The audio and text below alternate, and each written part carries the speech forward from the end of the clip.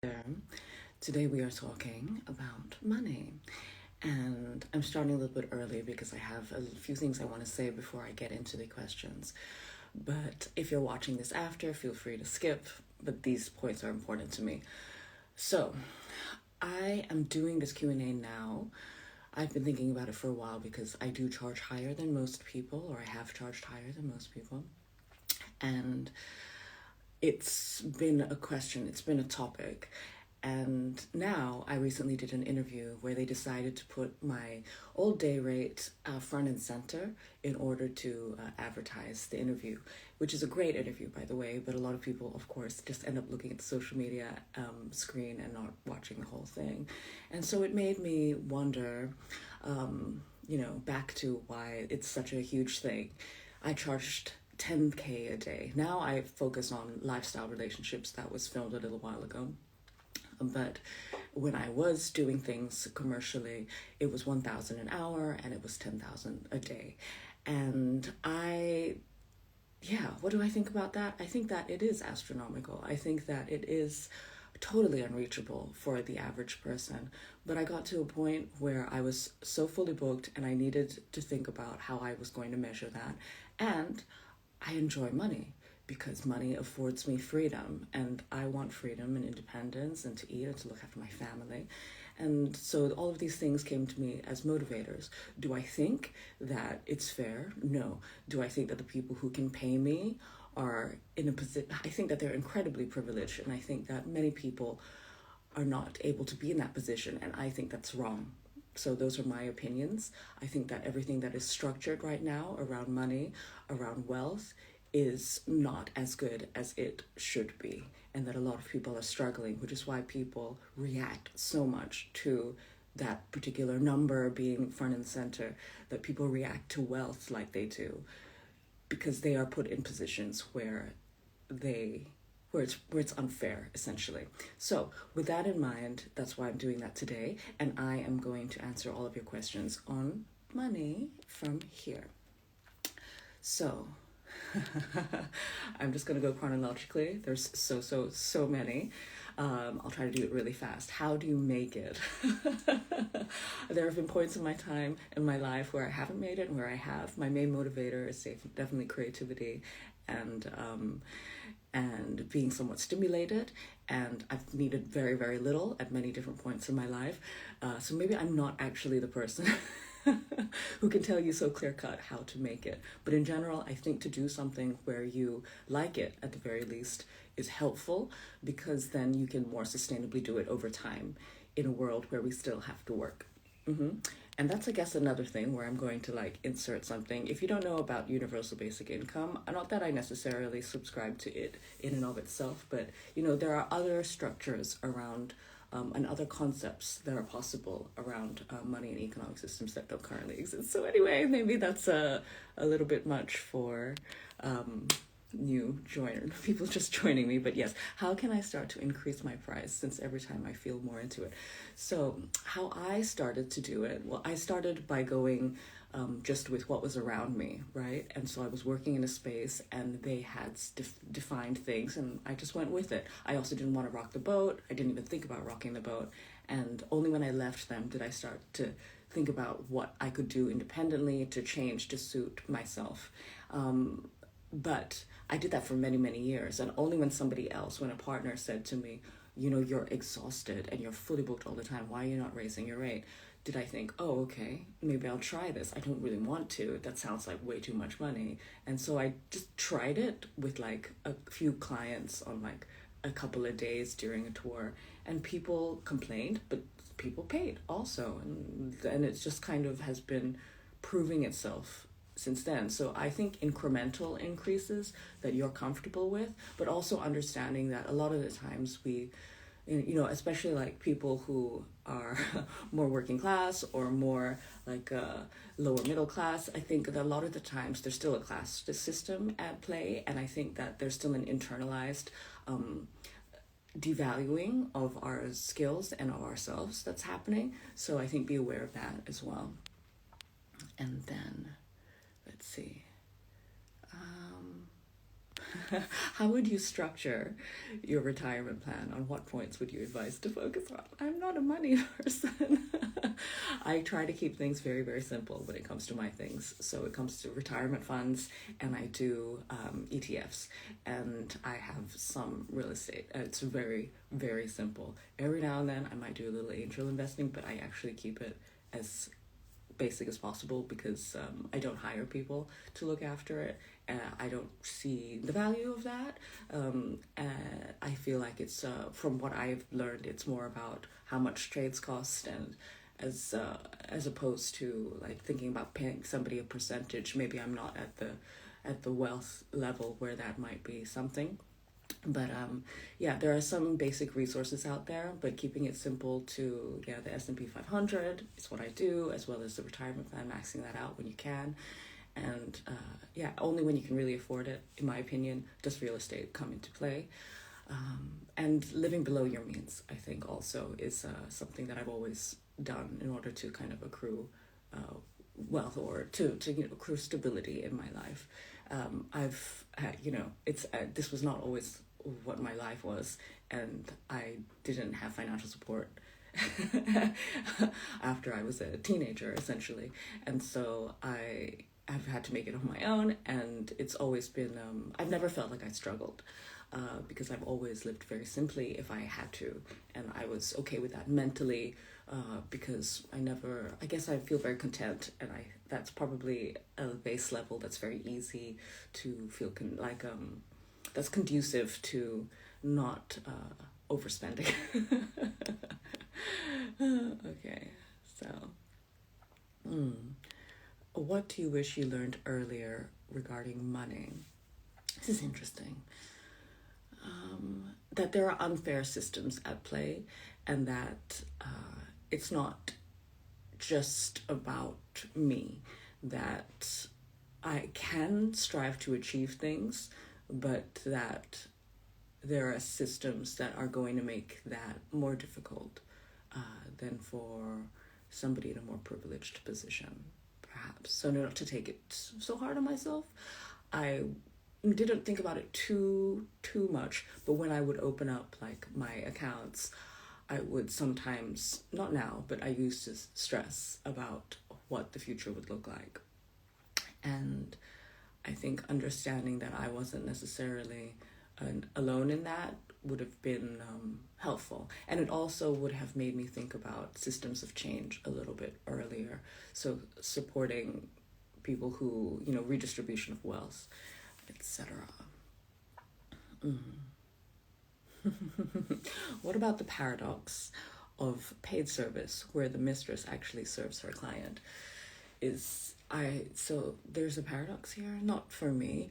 I think that nothing is so black and white, and I think that essentially, yeah, when you are working as a dominatrix, there's a service that you're providing, and so, but in the lifestyle relationship, which I primarily do now, there's still a give and a take, and I think that it depends on your relationship to money. I think that if you understand that money is a conduit for you being there and for your presence, that's going to feel different to money as a conduit for the service that you are providing primarily. Obviously, that is a part of it, but I think that if you think about value being yourself and being there versus what you are doing, yeah, then I think that changes things a little bit. I think that you can invest a little bit more in how you are, and that's more comfortable as a role as opposed to what you need to do in this allotted time.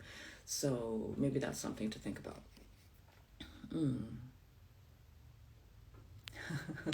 What is a realistic average income for a dom? I would say that, realistic, I think the word realistic means something very personal. I think you need it to suit the way that you are living and that you have goals for. I think that some people do it part-time, some people do it full-time, everyone has different expectations. I think that this one's very hard to answer, but you need to find a situation that suits you, and if it doesn't financially suit you in the time frame that you need it to, then there needs to be other options. Okay. How did you get to the daily rate that you charge now? I don't do commercial sessions. I do lifestyle things now. But when it was, let's see, it was the 10K, right? And so how long did it take? It took 7 years to get there. Yeah, and a lot of stories, but we're going to keep going, huh? More people asking about investing. I'm very happy about that. I've answered that, but I'm glad that people are thinking about their security in times when it's something that is their responsibility. Let's see. Please, how do you like to spend your fun money? So I still track everything that I spend, and the majority of it that I probably don't need to spend goes on fancy food. Yeah, as probably a lot of my followers know. I enjoy very much the stimulation of food in general, and I enjoy the art and the craft, and how fine dining especially can confuse me and can make me question, like that all my senses kind of question, so whether that's taste and smell and texture and all of this. And so I put some money into this very ephemeral thing, but it brings me a lot of joy. I definitely didn't do it when I didn't have money, so it's something that's definitely come over time. I would find ways to get there, but definitely not as much as now. But that's what I probably spend my fun money on the most. And my gift giving has really increased also. That's another thing. And I'm fine with that, but it's been interesting to understand that that's actually part of my budget nowadays. Okay. People are asking about negotiating and about like particular questions on transfers and business recommendations. If you want to do that kind of thing, I'm talking about money today, but I do a consulting call service, and you can see it in my highlights for those who want more specific questions about their business. Because we can't necessarily get into those here, as well as they're very particular to you. So how should newbies price themselves? Yeah, so I kind of covered that a little bit when it came to how I mentioned my progression before, but I think that seeing what the market is probably your safest bet for now. And then when you feel more comfortable to understand what it is that you want and whether you can achieve that with the brand that you have.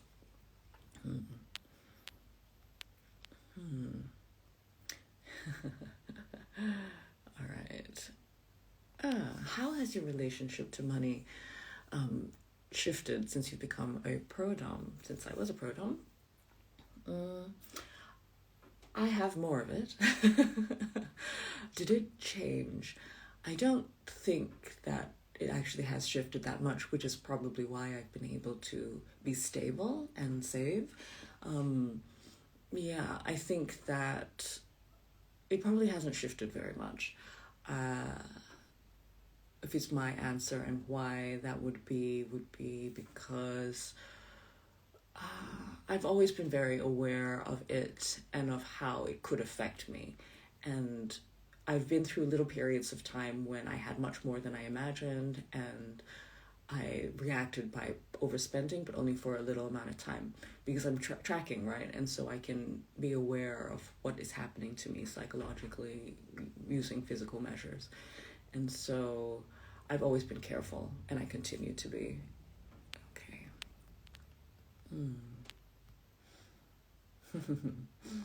Can you please say something about money as a psychological tool? So I went into this at the very beginning a little bit, but I think that money isn't just money, right? It represents security. It represents effort that somebody has put in to get it. It represents freedom and many other things that for other people that I probably don't understand. It's quite a personal thing, but those are probably the essential things that it can buy us. And therefore, it's very powerful because it rules how somebody will experience their life. Do I think that's right? No. But that's what we have to work with at the moment. And so we can challenge that. But if we want to use that current state of affairs as a psychological tool, I mean, there's so many ways, isn't there? At an extreme, you can take away their entire source of income and redirect it. If you want to use it as a penalty, if you want to get them to give you a percentage of their companies so that they feel like they're working for you. If you want to, there's many ways to do this because it holds such power, whether we like that or not.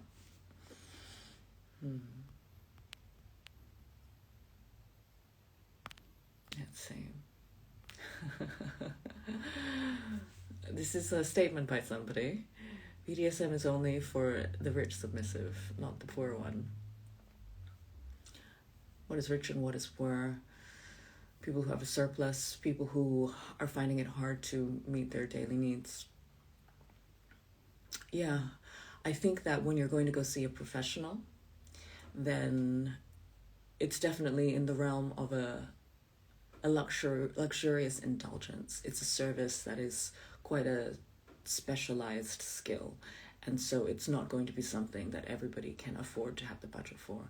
There's definitely people who have been from more of a struggle, who even when I was working at 1,000, they would save up for that.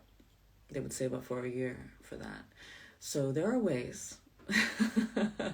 But when I was working in the house, people would come in because it was $150 start of price point, right?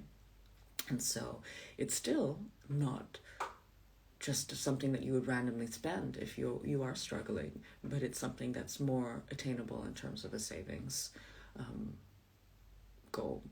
But does everybody have to pay to access kink and their sexuality? No. I think that's something that can even be understood a bit more on your own.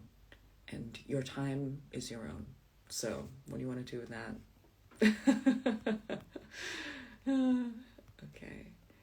All right. How are you dealing with taxes? Then and now, I'm struggling. Then and now, it's always been the same for me.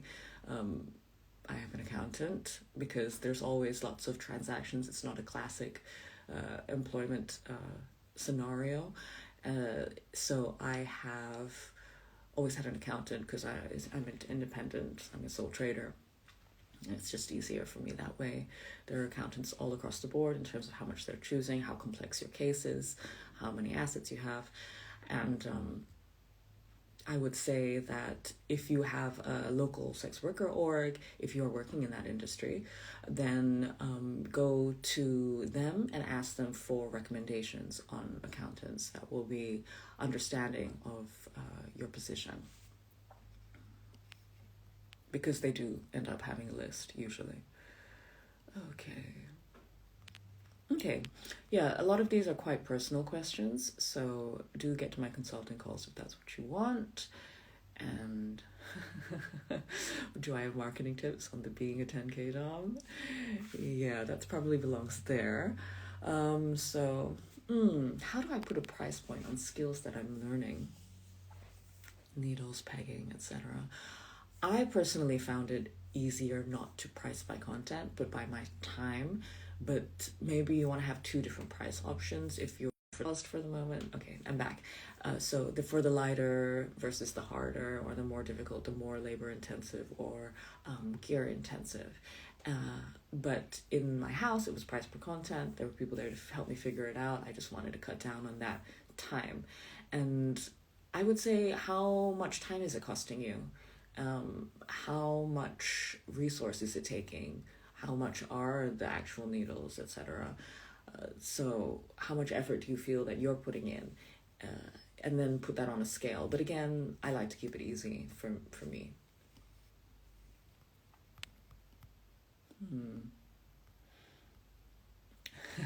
what did I start investing in first? A retirement fund, and then the S&P 500. How could slaves profit financially from interacting in a BDSM relationship? I think that if you are in a nurturing relationship, or if you are feeling a sense of fulfillment from what you are engaging in, then that will help you find potentially some stability in your life in order to look at it in a wider way that's going to help you achieve your goals. So that's kind of like a very quick way to say that maybe those are the things that you need to be looking for if that's what you're hoping for. There are also subs who are charging for their services. So I don't know if you would be service-led and ready to engage in that way, but that could be also another option. Just scrolling through all of these quite not Instagram questions, how to call me, but this is a nice one. As a woman, how do you ask for more? I am in a male-dominated industry and struggle. So when I was in corporate, I didn't stay in there for very long. I was always in things that I started, or in things that were contract-based, or when I was in an environment that was not mine. I didn't last. I got out of there and started this. But do I have experience negotiating with male ego? Yes. Do I have an understanding of how difficult it is to operate in a world that prizes that? Yes. Do I think about it? No. I have actually mostly reacted to my desires and spotted the soft spots within their logic. And because my desires were at the forefront, their personalities were never a hindrance, but something to move through and past. So I think that perhaps as long as you invest as yourself in the weaker position, which technically we might be, then it is a psychological hindrance to us also. So I think that it's something to be physically aware of, and it has affected us emotionally and psychologically. But I think that to understand that we can move through and past it using the weaknesses in the system is a possibility. I think that is something that can help you, perhaps. And if that's not explicit enough, then I will mention the consulting calls yet again. All right. So to what extent does money motivate me in my work? I think that I tend to have priced things fair to how I felt were my investment. And I got familiar, obviously, with a certain number, and I therefore felt like, all right, I feel like I need to increase. I feel like that's not really worth 1K. I don't really feel like that's worth 10K, because my time is now valued at that. Now I've been paid for that. Now that's how I feel like I want to be remunerated. But so what extent does money motivate me? I can't tell you a percentage, but maybe up to like almost equally to what the job does right now. I think I price it that way. I think that it didn't motivate me as much in the very beginning because the work was such a thrill, and the work is such a thrill still, but it's not as new as it was for me. And even though it's still very charming to me and definitely hits a lot of points in my personality, I think that it's very easy for me to step into, and so I need to look for other motivators. Also. Okay. Do people pay before or after? I always say before. All right, so lots and lots of personal things.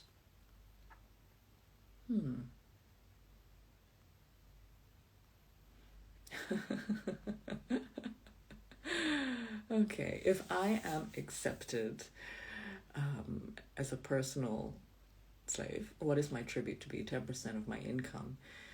No. So, I mean, everyone's going to structure this differently, but how I run my relationships is that there's a set number, and there's no, there's nothing on my side, or their side actually, in terms of what needs to be exchanged.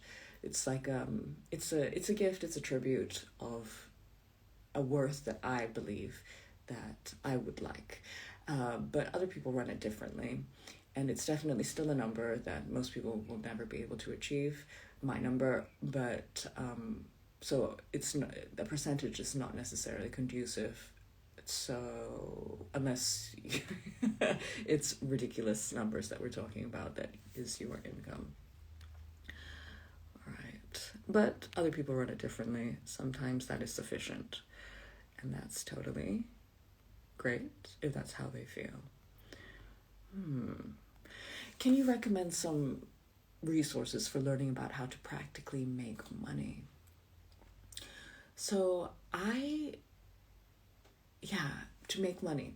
So to earn it in labor terms, I don't have necessarily advice for that, except for what I've mentioned in terms of finding something that you can sustainably keep doing, that you're motivated enough to do every day, whether that's because of the money or whether that's because of the job in and of itself. There needs to be enough motivation to keep you going. In terms of investing, I mean, I'm pretty basic. I have learned from other people. I have read some leading books, and I duck into Investopedia every now and then to understand what segmenting portfolios is all about, etc. But again, I keep it very, very simple, and investing does mean that you're making money. And obviously people are going to think that, I'm not ready for that, but you're going to need to be, at least have a retirement fund, just put a little bit in, because it's going to grow for you, and it's essentially earning you money. And when you can't work anymore, or if you really don't want to work anymore, there's going to be that for you. So that's the side of things that I actually am more informed about. But let's see. What is somewhat spicy, but still acceptable for the Instagram? Some tips on making a brand feel expensive when starting out on a low income. All right. So I don't think that you need money to come across as knowledgeable, as worth investing in. Is that what you mean by expensive? Expensive is different to everyone, but that's what it means to me. It means something worthy of investing in. And so I mean, when I first started out, I had, 2 outfits for the first year. So, I joined a facility, a dungeon, and they had all of the gear there. And I didn't even understand that there was something called gel nails as opposed to just normal nail color. I never painted my nails. I hardly ever wore makeup. I still only own like a very basic set of makeup. So you really don't need very much in terms of things if you have obviously the dungeon resource available to you, or if you have somebody's space that you can kind of get in on. But it's about the mind, and it's about experience. And so I think that it would be about apprenticing for people who are ready to exchange it for labor or for lower fees or resources that are available online, practicing in your private life if you can, role playing in your private life to help you gain confidence. I think it's about building up those skills. You don't need money necessarily for those skills. You do need time that you might need to budget into what you currently are working within. But I started with 0. So, yeah. Okay. Let's just do a couple more, perhaps. So I'm going to read through the ones that I can't necessarily answer on here so that you have an idea of what I can do elsewhere. I'm one of the few people doing such a thing that I can't mention on here, but I'm scared if I put up the price, I will lose old clients. I guess I can quickly speak to that in that the ones that will suit where you are will come and many will complain on the way. So it's about having the thick skin where you can kind of move past that stage of time, and they will always keep coming, so you'll just end up moving them very quickly to the trash box. So what advice do you have to close the negotiation? Yeah, I think that's probably a little bit off topic, but I would love to answer that one. Wire transfers. What is your number one business recommendation when starting? What is the biggest payment? What's been your biggest tribute? I think that the 10K in terms of the day is probably the highest that I did, but people do spend extra because they're buying on other things. So, okay, this is an interesting one because I asked about money, right? This topic is about money, but how does the quality come into session? What is the big difference? I don't know about that. I don't know if there's actually that much of a difference between myself and somebody else who charges far less. I think that it's about my confidence to be able to do so more than anything else. To be fair, I do understand that I'm pretty good at reading people and toying with them, but there are a lot of other people who are just the same. So I think a lot of it lies in the fact that I have the confidence to be able to ask more than necessarily the content of the session. There's food for thought, isn't it? But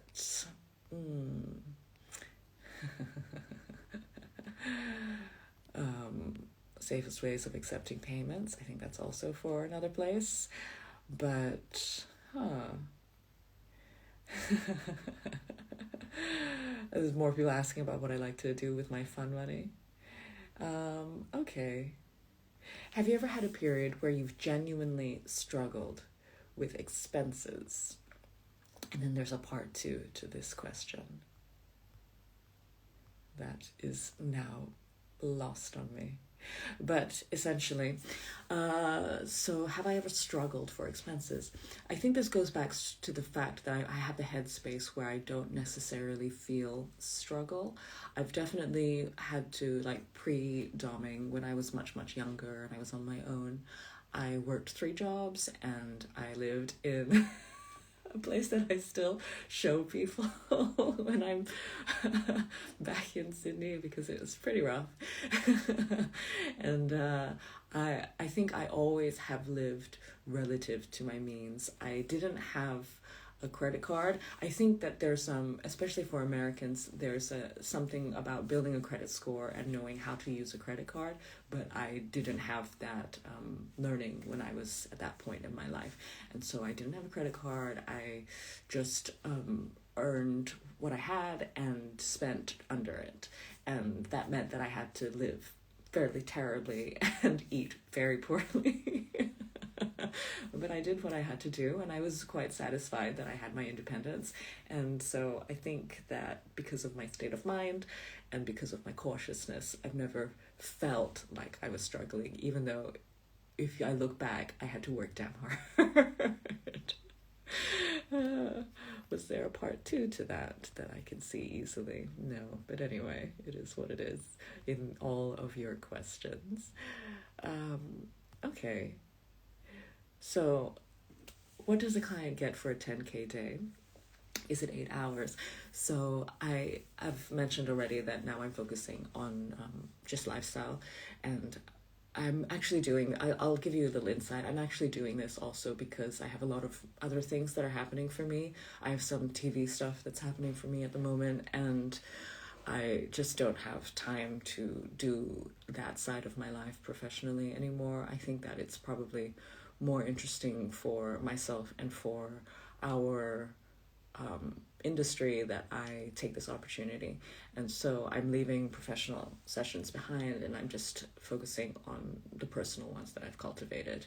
So I don't do these 10K days anymore. The interview was recorded a while ago, and things have changed since then. But what does a client get for a 10K day? What did they get for a 10K day? It wasn't 8 hours. I mean, in my mind, it was like, all right, maybe I should keep this to 8 hours, but a part of me also felt like it's a lot of money. I'm going to give them a little bit more of my time. And so sometimes it would, it might be from around breakfast, lunch to quite late at night. So how many hours would that be? 12, maybe like 14 hours or so. And what do they get? They get my time. There isn't necessarily anything stipulated within it the way that I would run it. But I might weave in a play session, but for the most part, it's experiencing the power dynamic, and we might just go about town, have lunch, maybe go shopping, maybe go to a museum, maybe fit in a little bit of dungeon, go out to like a dancing club. I don't know if I can say strip here, and just toy with them in those environments more than anything else. That's kind of what a day would look like. Before. Yeah, so let's see.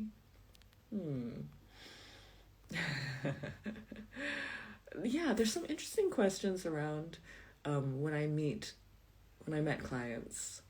I don't really understand what this is, so I'm going to bring it up, but I think it says, when I met my clientele, especially those that had risen above, how is that? Do you mean like the people who had earned exorbitant amounts of money, or is that what you mean? This again goes back to the point where it's like I'm not impressed by money. It doesn't move how I feel about somebody. I think that if I see that they did it on their own, in a way, more so than if they did it out of extreme privilege, which is very rare, then I might have more of a curiosity about it. But in general, my attitude probably shifts more negatively if you have accrued extreme wealth. Yeah. I give people space to explain themselves, and to give me an idea of who they are, but I don't necessarily see it as a positive. Yeah. Let's see.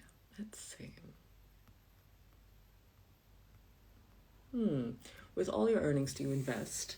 Do you hire staff to expand my business? So, I've told you already how I invest more traditionally. Do I hire staff to expand my business? I have been quite protective over things, so I actually haven't hired anybody ever to do my website.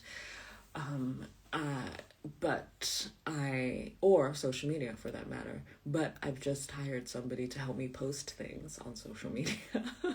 It's maybe a bit late to the game. But, and when it comes to like these TV things that are happening and these other commercial opportunities, I'm working on hiring people to help me manage all of that, because I think that my time can be better spent elsewhere to earn money, right? So there's that thing where money can make money, unfortunately. Yeah. There was a good question actually on this that I had a quick glance at before, but let's see if I can find it. But essentially, yeah. Shall I get this one out first though? Do you consider complete financial control of your chattel, of the people who are in service to you, to be the highest form of DS? So I have tried this in the past, but I feel that for me, it's too much responsibility. I would rather that the people who serve me are financially sound, capable, and deal with it. And if anything, that they can help me manage things. So it depends how you want to run these things. I think that it definitely takes away a lot of power, because of the things I have mentioned in this podcast, this live already, when that, money buys you independence, freedom, and alleviance from potential suffering. It helps you achieve all of these goals that we currently need it for, right? And so I think that it can definitely help you wield a lot of power over somebody, but it also comes with a lot of backlash, in my opinion. I think that a lot, because so much is taken away, the potential for resentment can also be very great. So it depends, I think, on how you want to navigate that yourself. Yeah. I think I might take it to another 10 minutes. How about that? I don't want to turn it into too long a thing, but,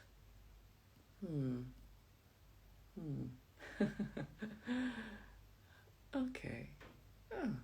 What do you think about mistresses who do it differently? Like Catherine Robb, I don't know this person, who owns subs yet don't ask for payments to keep it pure. Pure how? Again, I've already mentioned there is a give and take in this. There's always, the fact that I'm getting something, like, sure, you're serving somebody, but you're also serving yourself. You're serving your needs. So I don't think that there is such a thing as pure. And I think that money is yet another tool, and it depends on your personal relationship to it, on whether you believe that it is more or less conducive to your exchange. And to be fair, I also still very rarely, but exchange in moments with people for absolutely no money. Yeah, especially when I'm out partying. And I mean, my personal relationships have an element of it, but they're personal relationships and they are rich in personal understanding. So I think that life is such complexity that this purity that you speak of is non-existent. And I'm going to stand by that one. Okay. How can I get an autograph picture? It was okay, so I'll do a small anecdote thing here. A small anecdote is that I recently went to the Cannes Film Festival, and I was really surprised that people would ask they didn't have pictures of me, but for my autograph, and that they knew who I was. That was very weird for me, because normally that happens in kink spaces, but not in public non-kink spaces. So you would have had to have been at the Cannes Film Festival for that to happen. But that's also quite interesting, because it means that what we're doing is like coming onto the mainstream, which I don't want to talk about actually in maybe the next Q&A. But I'm going to find this last question and then I have to go. But let's have a look where it is. I really liked it, and it does kind of set a tone for the little things that I've been mentioning throughout here. And if I don't find it, I'm just going to have to kind of reiterate what I was saying or what I remember it to be. Sorry. Oh no, where did it go? Maybe this person took it out in the end. Can you do that? But, okay, so the thing is that I'm going to just say it from memory, so please forgive me if you're the one who said it. But the question was, how do you feel about earning money from an anti-capitalist framework? Great question, because I don't necessarily invest entirely in the systems that we have currently around economy and understanding of money and wealth. I think that things are very unfairly distributed, and I would love to see that differently.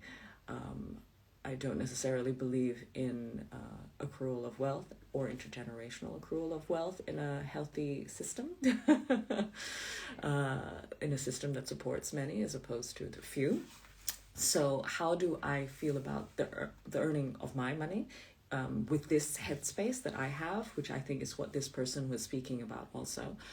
I feel like it's a moment in time, and it will help me to achieve certain goals around my security and around the security of the people that I care about.